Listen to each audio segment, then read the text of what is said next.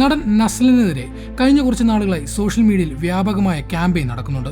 നടൻ കൂടുതൽ പ്രതിഫലം ആവശ്യപ്പെടുന്നെന്നും ഇതുമൂലം പ്രഖ്യാപിച്ച പല സിനിമകളിൽ നിന്നും നസ്ലിനെ ഒഴിവാക്കിയെന്ന തരത്തിലുള്ള പ്രചാരണങ്ങൾ പലയിടത്തു നിന്നും ഉയർന്നിരുന്നു.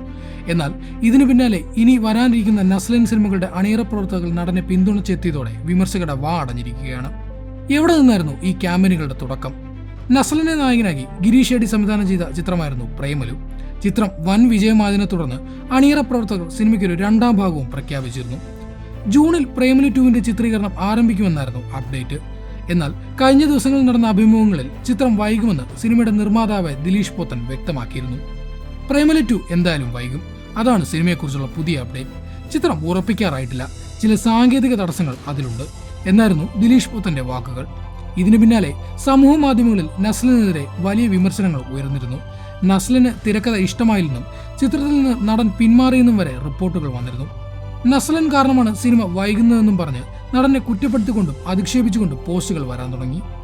അതോടൊപ്പം ടിക്കി ടാക്കയിൽ നസ്ലൻ ആസിഫ് അലിയേക്കാൾ പ്രതിഫലം ആവശ്യപ്പെട്ടെന്നും ഇതുമൂലം നടനെ സിനിമയിൽ നിന്ന് പുറത്താക്കിയെന്നും പലരും എഴുതിവിട്ടു.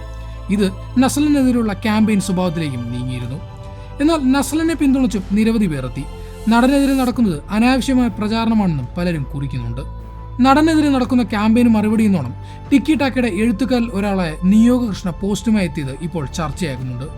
ഗാറ്റ്സ്ബി മീറ്റ്സ് ഡെൻവർ എന്ന ക്യാപ്ഷനൊപ്പം നസ്ലിന്റെ ചിത്രവും പങ്കുവച്ചുകൊണ്ടാണ് നിയോഗ് നടനെക്കുറിച്ചുള്ള പോസ്റ്റ് പങ്കുവച്ചത്.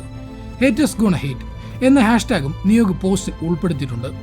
ചിത്രത്തിൽ നസ്ലിന്റെ കഥാപാത്രത്തിന്റെ പേര് ഗാറ്റ്സ്ബി എന്നാണെന്നാണ് സൂചന.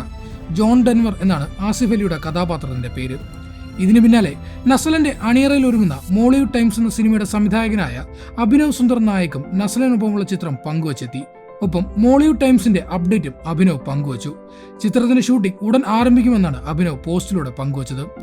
നസ്ലിന്റേതായി ഇനി വരാനിരിക്കുന്ന ലോക എന്ന സിനിമയുടെ ഫസ്റ്റ് ലുക്ക് കഴിഞ്ഞ ദിവസം പുറത്തു വന്നിരുന്നു. ദുൽഖർ സൽമാന്റെ വേഫർ ഫിലിംസ് നിർമ്മിക്കുന്ന ചിത്രം സംവിധാനം ചെയ്യുന്നത് ഡൊമിനിക് അരുണാണ്. കല്യാണി പ്രിയേഴ്സിനും സിനിമയിൽ പ്രധാന വേഷത്തിലെത്തുന്നുണ്ട്.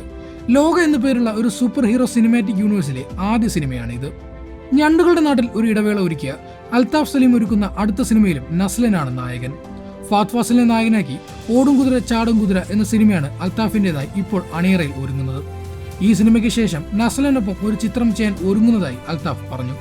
ഒരു ക്രൈം കോമഡി മർഡർ മിസ്റ്ററി ജോണറിലുള്ള സിനിമയായിരിക്കുമെന്നാണ് അൽതാഫ് സിനിമയെക്കുറിച്ച് പറഞ്ഞത്. കുമ്പളങ്ങി നൈറ്റ്സ് എന്ന സിനിമയ്ക്ക് ശേഷം മധു സി നാരായണൻ ഒരുക്കുന്ന സിനിമയിലും നസ്ലിനാണ് നായകനെന്ന് റിപ്പോർട്ടുകൾ വന്നിരുന്നു. നസ്ലിന്റെ പുതിയ സിനിമകളെ കുറിച്ചുള്ള അപ്ഡേറ്റുകൾ അണിയറ പ്രവർത്തകർ പങ്കുവച്ചതോടെ നസ്ലൻ ഫാൻസ് ഹാപ്പിയാണ്. മലയാള സിനിമയിലെ പുതുതലമുറയുടെ മുൻനിരയിലുള്ള നസ്ലിനെ ചില ഊഹാപോഹ കഥകളും ഹേറ്റ് ക്യാമ്പയിനും കൊണ്ട് തകർക്കാനാവില്ലെന്ന് ഇവർ ഉറപ്പിച്ചു പറയുകയാണ്.